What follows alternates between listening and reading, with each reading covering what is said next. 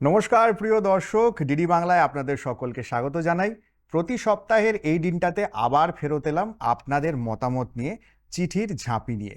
এবং আজকে আমাদের কাছে যে চিঠিগুলো রয়েছে, যারা পড়বেন, যারা আপনাদের সামনে তুলে ধরবেন, তাদের সঙ্গে আলাপ পর্বটা আগে সেরে নিই। সেটা হচ্ছে, আমার সঙ্গে রয়েছেন সুদেশনা এবং সায়ন্বিতা। দেরি করব না, অনেক চিঠি রয়েছে, অনেক মূল পর্বের অনুষ্ঠান সম্বন্ধে আপনাদেরকে জানানো রয়েছে, তাই প্রথম চিঠির দিকে চলে যাব।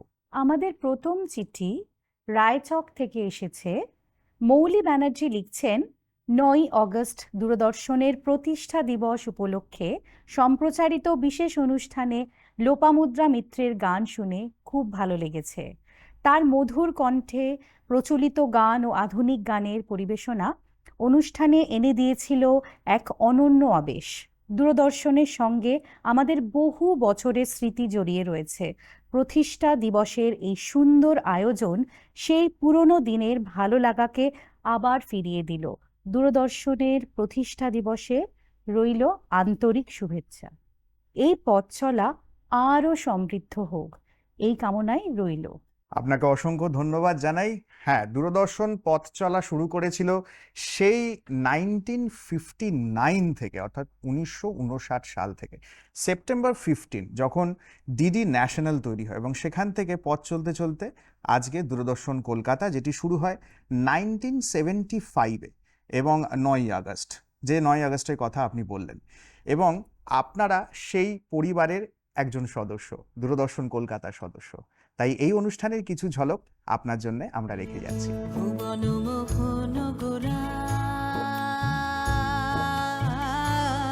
কোন মনি জনার মনোহরা, ভুবন মোহন ঘোরা, কোন মনি জনার মনোহরা, মনি জনার মনোহরা। ওরে রাধার প্রেমে মাতোয়ারা, চাঁদকুর আমার রাধার প্রেমে মাতোয়ারা। ভুলাই যায় ভাই গড়াগড়ি, যেতে চাইলে যেতে দেব না, না না না। যেতে চাইলে যেতে দেব না, না না, যেতে দেব না। তোমায় হৃদয় মাঝে, তোমায় হৃদয়ে মাঝে রাখিব, ছেড়ে দেব না। তোমায় হৃদ মাঝারে রাখিব, ছেড়ে দেব না।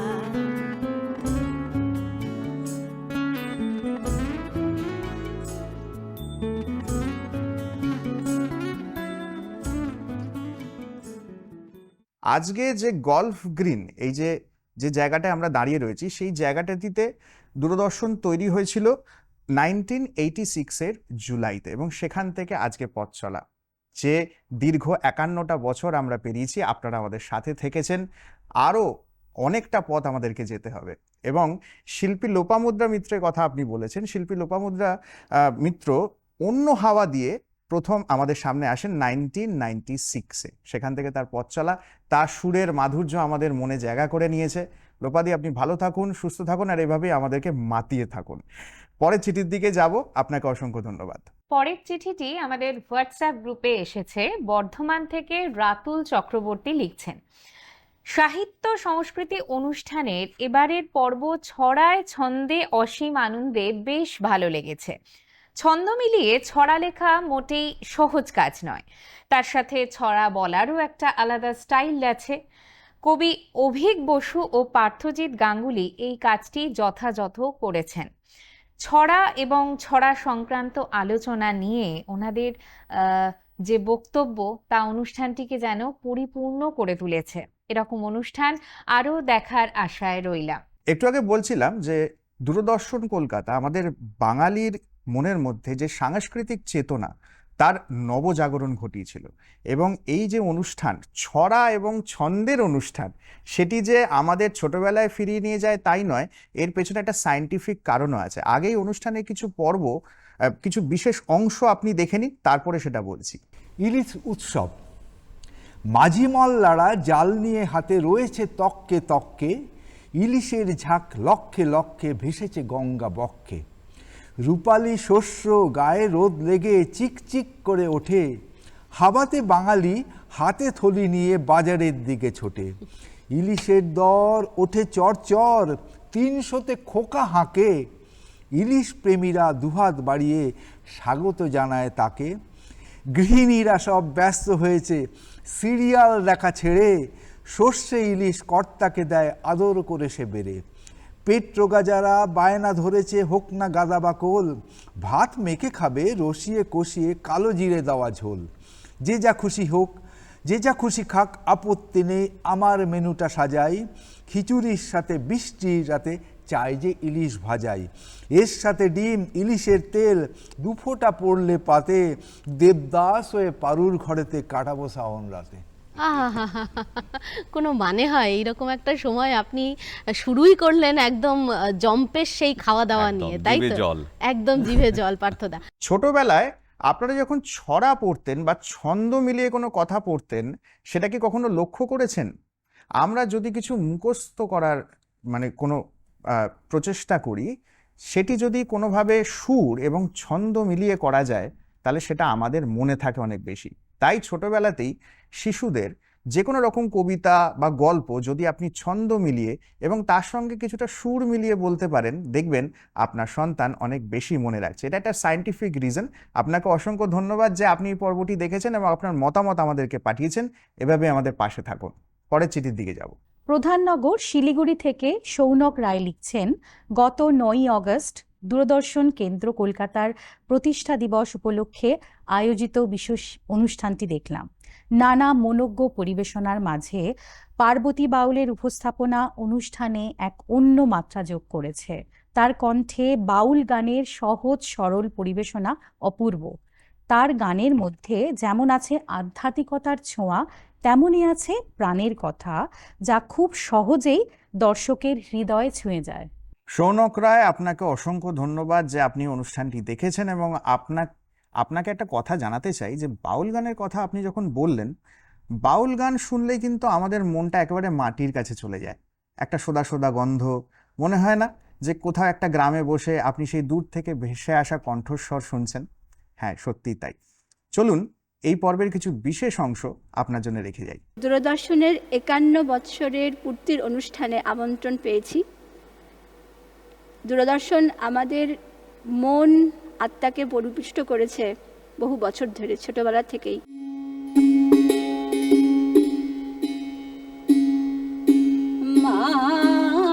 মায়ামার বৃন্দাবনে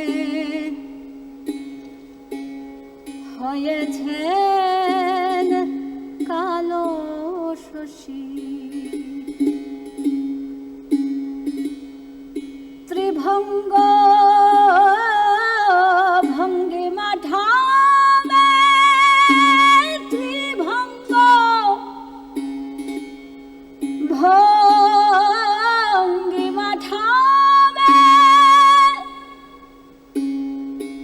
মুখে মৃদু মন্দ হাসি,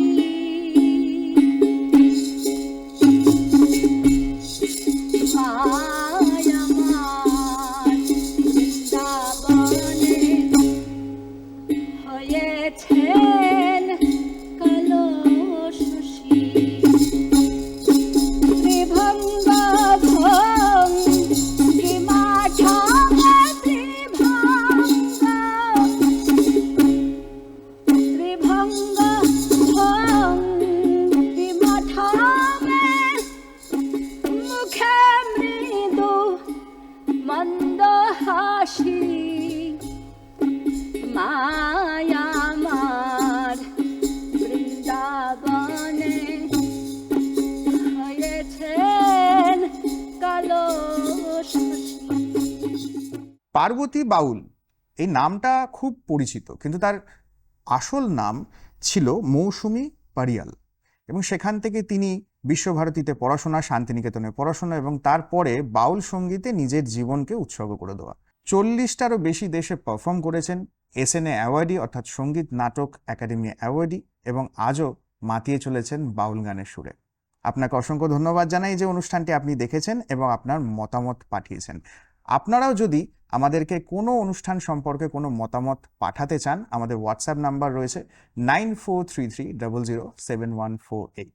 এই নাম্বারে আপনি আমাদেরকে SMS করতে পারেন। পরের চিঠির দিকে যাব। পরের চিঠিটি লিখছেন মালদার কিশোরপুর থেকে শ্রীপর্ণা দেবনাথ। দূরদর্শনের বিভিন্ন অনুষ্ঠান দেখার পাশাপাশি সম্প্রতি কেয়ার অফ কমেডি অনুষ্ঠানটি নিয়মিত দেখছি। আজকের ব্যস্ত জীবনে হাসির মুহূর্ত ক্রমশই কমে যাচ্ছে। সেই জায়গায় কেয়ার অফ কমেডির মতো অনুষ্ঠান এক ঝলক নির্মল আনন্দ নিয়ে আসে। অনুষ্ঠানে শিল্পীদের স্বতঃস্ফূর্ত অভিনয়, মজার সংলাপ এবং হাস্যরস আমাকে বারবার হাসায়। সবচেয়ে ভালো লাগে হাসির আড়ালে দৈনন্দিন জীবনের নানা পরিচিত ঘটনা ও সামাজিক বিষয়কেও এই অনুষ্ঠানে সুন্দরভাবে তুলে ধরা হয়। আমাদের এই প্রিয় দর্শকের অনুষ্ঠানে কেয়ার অফ কমেডি নিয়ে প্রায় চিঠি আমরা পাই, এবং প্রত্যেক ক্ষেত্রেই আমরা একটা কথা বলে থাকি, সেটা হচ্ছে হাসা বা হাসতে পারা এবং হাসানো পৃথিবীর সবথেকে কঠিন কাজ, এবং এই কঠিন কাজগুলি করে থাকেন আমাদের এই পার্টিসিপেন্টরা। তাই চলুন কিছু হাস্যরসের কিছু বলতে পারেন যে কিছু আমরা বেছে রেখেছি আপনার জন্য, কিছু বিশেষ অংশ, সেগুলো একটুখানি দেখে নিই। ক্লাসে স্যার সেদিন আমাদের সবাইকে জিজ্ঞেস করলেন, বলো তো বাচ্চারা, মন খারাপ থাকলে তোমরা কি করো?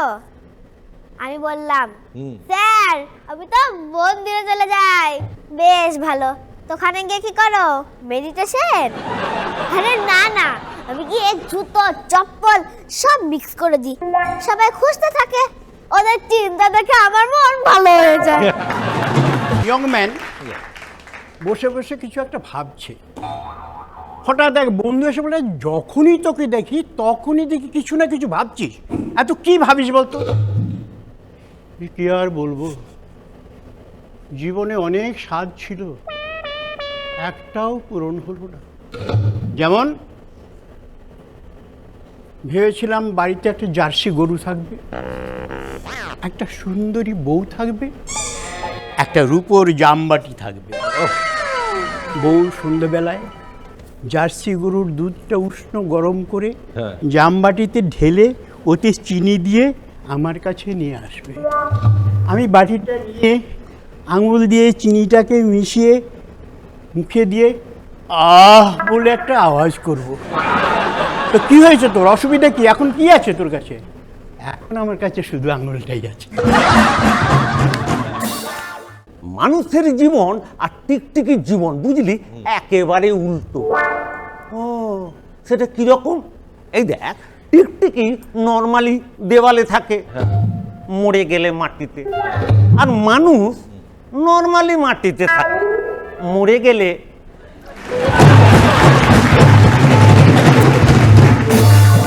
নকাইদা যা কেনে দুটো কেনে, শার্ট কিনলো দুটো কিনলো, দুটো কেন? একটা বাড়িতে রাফ ইউজের জন্য, আরেকটা বাইরে কোথাও গেলে টেলে। চশমা কিনলো দুটো কিনলো, দুটো কেন? একটা বাড়িতে রাফ ইউজের জন্য, আরেকটা বাইরে কোথাও গেলে টেলে। শুনেছি দুটো বিয়েও করেছে। যেটা ভালো লাগছে কেয়ার অফ কমেডিতে আমার পার্সোনালি, এবং আমি আরও অনেকের কাছ থেকে শুনতে পাচ্ছি যে বাচ্চারা এখানে পার্টিসিপেট করছে এবং বাচ্চারা ভীষণভাবে আমাদেরকে হাসাচ্ছে। কথায় বলে যে বাচ্চাদের দেখলেই নাকি মন ভালো হয়ে যায়। কেয়ার অফ কমেডি এমন একটি অনুষ্ঠান, বাচ্চাদের জোকসগুলো একটু শুনে দেখবেন, আমাদেরকে জানাবেন যে আপনাদের কেমন লাগছে। আর সবথেকে বড় কথা, হাসতে থাকুন না, হাসার রসদ পেলেই হলো। আপনাকে অসংখ্য ধন্যবাদ, আপনি আমাদেরকে এই চিঠি পাঠিয়েছেন। পরের চিঠির দিকে যাব। পরের চিঠি হোয়াটসঅ্যাপে এসেছে। হাবড়া থেকে সমীর পালোধি লিখছেন, নারী.com অনুষ্ঠানে ভারতী মোদির জীবন সংগ্রাম ও পথ চলার ঘটনা দেখে বেশ অনুপ্রাণিত হলাম। 2009 সাল থেকে আদিবাসী এলাকার গ্রামে মেয়েদের বিনামূল্যে ফুটবল প্রশিক্ষণ দিয়ে চলেছেন তিনি। শাড়ি পরেই মাঠে নেমে তার এই অসাধারণ কাজ শুধু খেলাধুলোর জগৎ নয়, সমাজের প্রচলিত ধারণাকেও বদলে দিয়েছে। ভারতী মোদির মতো মানুষদের গল্প আমাদের শেখায় ইচ্ছাশক্তি আর নিষ্ঠা থাকলে প্রতিকূলতাও সাফল্যের পথের হদিশ দিতে পারে। দূরদর্শনকে আন্তরিক ধন্যবাদ। সমীর পালোধি মহাশয়, আপনাকে অসংখ্য ধন্যবাদ জানাই। আপনি এত সুন্দর করে আপনার মতামত আমাদেরকে জানিয়েছেন। সত্যিই তো এই অনুষ্ঠানটি যে আপনার মনে দাগ কেটেছে, এটা জানতে পেরে আমাদের খুব ভালো লাগছে। আমরা যদি আশেপাশে একটু চোখ মেলে তাকাই, আমরা এরকম অনেক নারীকে দেখতে পাবো যারা অগোচরে নিজেদের কাজ করে যাচ্ছেন, দেশকে এগিয়ে নিয়ে যাচ্ছেন। এই অনুষ্ঠানটি এমন একটি অনুষ্ঠান। চলুন এই পর্বের কিছু বিশেষ অংশ আমরা একটু দেখে নিই। সত্যিকারই গৃহবধূ, 3টা মেয়ে একটা ছেলে নিয়ে সংসার জীবন ভালোই করছিলাম। আমার হাজব্যান্ড শক্তিপদ মোদী সরকারি চাকরি করতেন, এখন রিটায়ার পারছেন। তো হঠাৎই উঠে আসার কারণ হচ্ছে তানিয়া, আমার মেজো মেয়ে তানিয়া। আচ্ছা, তানিয়া আমাদের সঙ্গে আজকে রয়েছে। কবে থেকে শুরু করলেন? 2009 সাল। 2009 সালে। কেন? মানে কেন প্রশ্নের উত্তর দিদি নেই, কারণ আমি হঠাৎই একটা ফুটবল কোচিং মানে কোচ হয়ে গেছি। এই মেয়ে বললো ঠিক আছে আমি ফুটবল খেলবো। ওই যে পেপারে বেরিয়েছিল, প্রথমে হচ্ছে খেলাটা পেপারে বেরিয়েছিল, পেপারে দেখে মেয়ে দেখে পরে বলছে মা দেখো মেয়েরা ফুটবল খেলছে। আমি বলি মেয়েরা ফুটবল খেলছে? হ্যাঁ। তো আমিও খেলবো। আমি তুই একা কি করে খেলবি, না কতগুলো মেয়ে চাই? আমি মোটামুটি 20-22টা মেয়ে চাই। ঠিক আছে, তোমাকে 20-22টা মেয়ে এনে দিলে তুমি আমাকে খেলতে দেবে? আমি ঠিক আছে নিয়ে আয়। স্কুলে যে 10টার সময় স্কুল যায়, 1:30টার সময় টিফিন টাইমে সব মেয়েদের ডেকে নিয়ে আসে।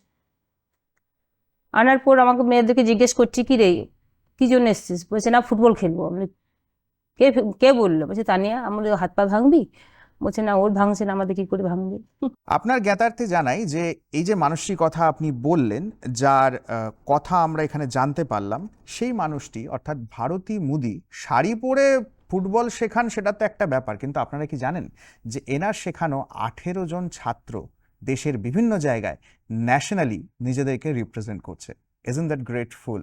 আপনাকে অসংখ্য ধন্যবাদ জানাই এবং এই অনুষ্ঠান আপনার মতন আরও অনেক মানুষের মনে জায়গা করে নিক, আরও অনেক মানুষকে উদ্বুদ্ধ করুক, সেটাই আমরা চাই। পরের চিঠির দিকে যাব। নিউ টাউন থেকে রুবি ব্যানার্জি লিখছেন, আমি যৌথ পরিবারের মেয়ে। ছোটবেলা থেকে আমাদের বাড়িতে টিভি বলতে দূরদর্শনই বুঝেছি। এখন পরিবার ছোট হয়ে গেলেও দূরদর্শন দেখা কিন্তু বদলায়নি। সাদা কালো থেকে রঙিন হয়েও দূরদর্শন তার নিজস্ব গতিতেই এখনো সচল। সম্প্রতি দূরদর্শনের জন্মদিন উপলক্ষে যে বিশেষ অনুষ্ঠান হলো তা বড় ভালো লাগলো। শিল্পী ইমনের নিজস্ব স্টাইলে নিজের গান পরিবেশনা ভালো লেগেছে। দূরদর্শনের বয়স আরও বাড়ুক, আমরাও আরও ভালো ভালো অনুষ্ঠান দেখার আশায় রইলাম। রুবি ব্যানার্জি, আপনাকে অসংখ্য ধন্যবাদ জানাই। হ্যাঁ, দূরদর্শনের বয়স বাড়ুক। লোকে বলে বয়স বাড়লে নাকি আমাদের কার্যক্ষমতা কমে যায়, কিন্তু একদমই না। দূরদর্শনের যত বয়স বাড়বে দেখবেন কার্যক্ষমতা আরও বেশি বাড়ছে, মানে আমরা আরও জোয়ান হচ্ছি। কারণ দূরদর্শন অলরেডি এইচডি, আপনি জানেন। এবং শিল্পী ইমন চক্রবর্তীর গান আপনি শুনেছেন, আপনার ভালো লেগেছে এবং নিশ্চয়ই আপনার মনের মধ্যে এটুকু আশা জেগেছে যে আমরা কিছু অংশ আপনাকে শোনাবো। অতি অবশ্যই শোনাবো। এই পর্বের কিছু অংশ আপনার জন্য রেখে গেলাম। আশ্বিন ফাগুন মাসে পরাণ ঘাসে নতুন বিয়ের ফুল ফুটেছে। উথালি পাথালি মনে আলতা কোণে নতুন বিয়ের ফুল ফুটেছে। আশ্বিন ফাগুন মাসে পরাণ ঘাসে নতুন বিয়ের ফুল ফুটেছে। উথালি পাথালি মনে আলতা কোণে নতুন বিয়ের ফুল ফুটেছে। হেই হো পিয়ালি রে, হেই হো দুলালি রে, হেই হো পিয়ালি রে, হেই হো দুলালি রে। আশ্বিন ফাগুন মাসে পরাণ ঘাসে নতুন বিয়ের ফুল ফুটেছে। উথালি পাথালি মনে আলতা কোণে নতুন বিয়ের ফুল ফুটেছে। ইনি বিনি টাপা টিনি টাকা টুনি টাসা, সাহেব বাবুর বউ এসে দেখতে ভারী খাসা। ধুলো কুটি ঘুরি হেনুছি, তোর কপালে বুড়া বল ধরবো আমি কি। নতুন বিয়ের ফুল, নতুন কানের দুল, পাখা সখী চুল, বিবি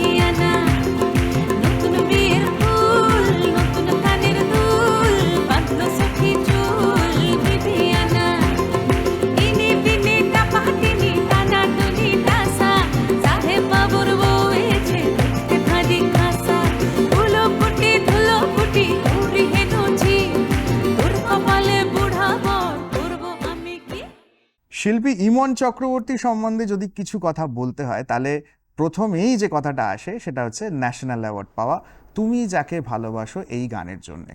এবং তার পথ চলা শুরু হয়েছিল, এই যে আমি লিখে রেখেছি আপনার জন্য, যে তার প্রথম অ্যালবাম বসতে দিও কাছে। হ্যাঁ, কাছে তো আমরা বসতে দিই সবাইকে, তিনি শুধু কাছে বসেননি, আমাদের মনের মধ্যে জায়গা করে নিয়েছেন এবং আপনার মতনই বহু মানুষের মনের মতন শিল্পী তিনি। আপনাকে অসংখ্য ধন্যবাদ জানাই, এভাবেই অনুষ্ঠানগুলো দেখতে থাকুন। আর আমাদের যে হোয়াটসঅ্যাপ নাম্বার রয়েছে একবার বলে দিচ্ছি, আরেকবার বলে দিচ্ছি, 9433007148, এটা লিখে রাখুন, সেখানে আপনার মতামত আমাদেরকে জানাতে পারেন। পরের চিঠির দিকে যাব। ফেসবুক কমেন্টে এসেছে পরের চিঠিটি।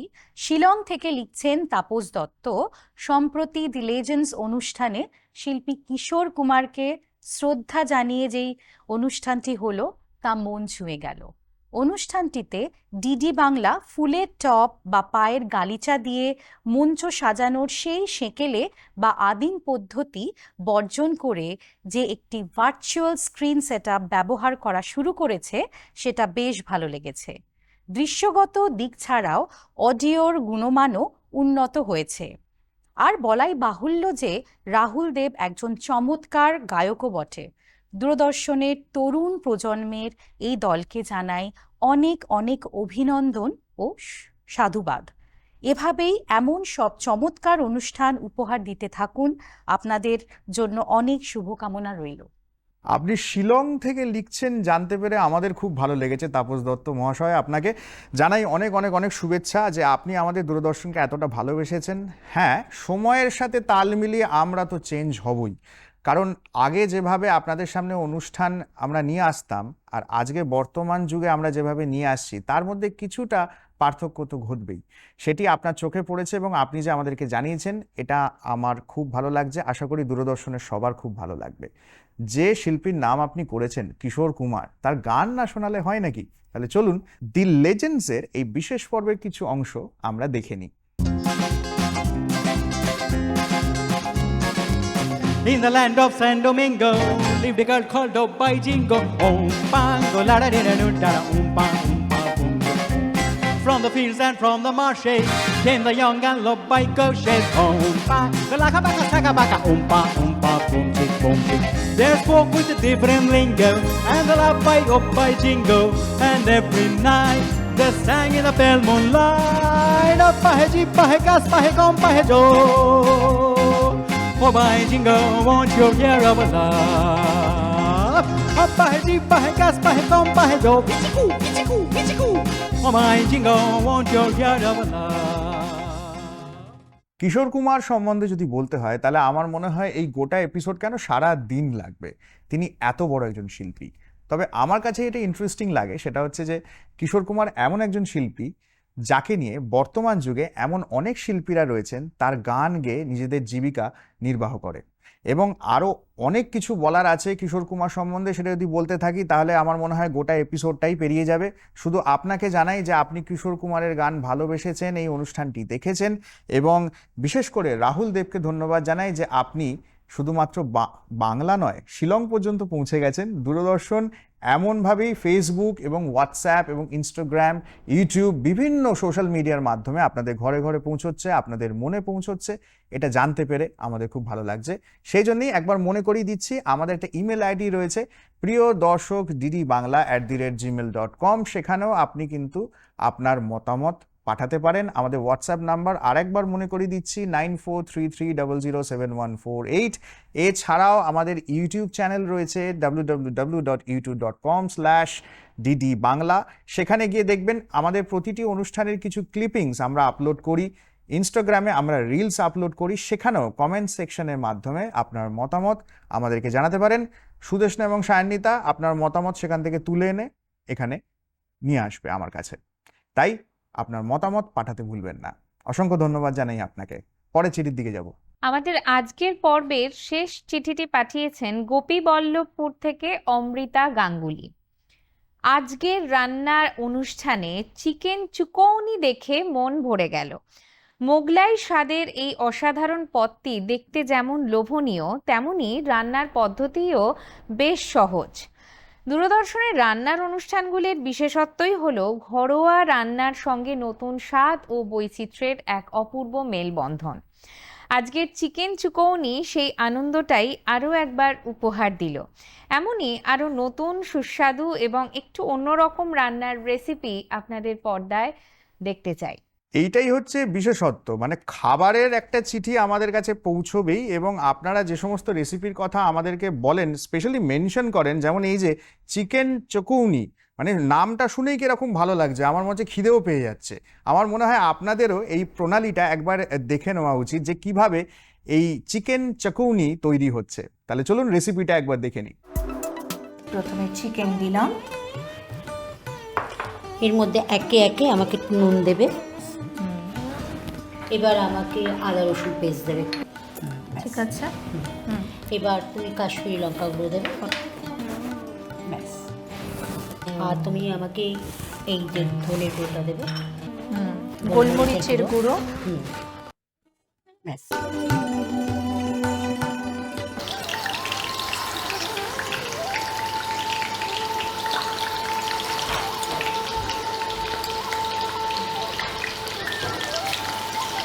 চিকেনটা এমনি সফট, তার মধ্যে ভিনেগার দিয়ে ম্যারিনেশন করা ছিল, তার মধ্যে আবার ম্যারিনেশন, তৈরি হয়ে গেছে আমাদের জনপ্রিয় পদ চিকেন চুকৌনি।